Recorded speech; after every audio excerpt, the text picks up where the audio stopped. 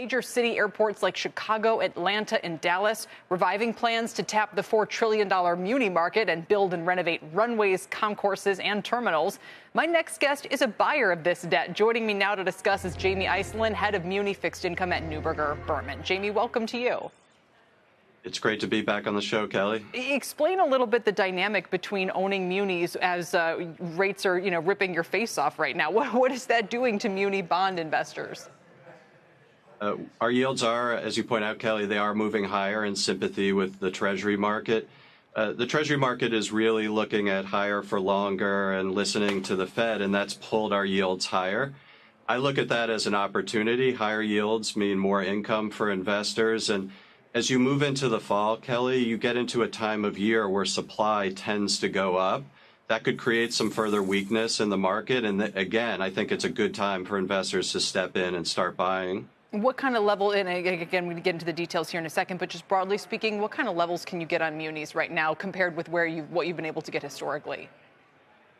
2 years ago, yields began with a 1, which is not overly exciting. Today, anywhere on the yield curve, you can buy AAA rated bonds with at least a 3% yield. And if you go further out on the yield curve, 4% to 4.5% yields for high quality munis are pretty readily abundant. So the whole landscape has changed. And again, I think that's why the market looks really compelling right now. And we're advising clients to buy. Yeah, but I expect also you're kind of a hold to maturity situation where, versus, kind of being in and out of these things. So let's talk about the airports. Given what you're saying, and if people are going to pile in and buy this debt, they can come up with some pretty nice revamps of what their offerings are, can't they? Yeah, the airports are an exciting sector, obviously dicey when COVID started, but travel's back. Any American that's been on an airport in the last 9 months can tell you how packed they are. And as you point out, Kelly, the bigger airports like Chicago, O'Hare, Dallas, Fort Worth, those bonds tend to be in the A-rated category. You can pick up 50 to 70 basis points of additional yield. We are an active manager, and when Dallas came to the market in August, we jumped in pretty hard and bought those bonds. And in the 10-year part of the curve, you picked up about 70 basis points of additional yield over that 3% base rate for AAA rated bonds. We thought that was a phenomenal deal, and we bought it pretty aggressively, in our funds and across our business. I watch right now as the shutdown looms. One of the things they keep warning us about is lines at the airports. Is there any near-term or long-term risk here? We feel pretty good. I think if you look, the service economy is super strong. People bought a lot of goods at the start of the pandemic.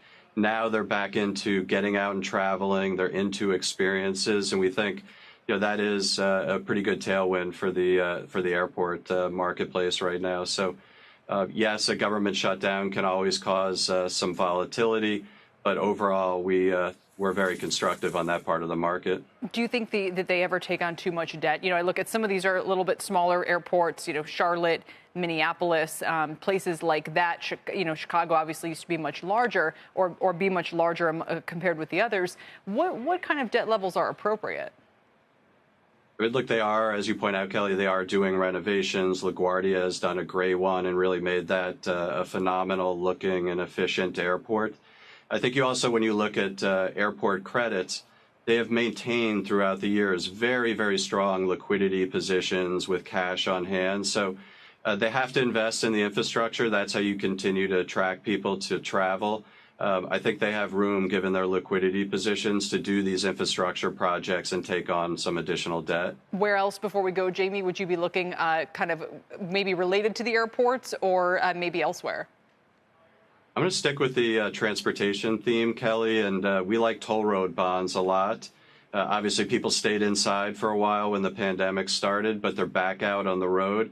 And you see some toll roads in states like Texas and California that are showing really, really strong growth in traffic back to pre-pandemic levels. And some of those toll roads can be high BBB to single A rated credits. So again, you might get 50 to 100 basis points of additional yield over the going rate for a AAA rated bond. Yeah. We like those credits a lot right now. No, we all noted the headlines. New York, obviously one of the higher tax brackets, but when they're offering almost 10%, tax adjusted yields, everyone starts to take notice.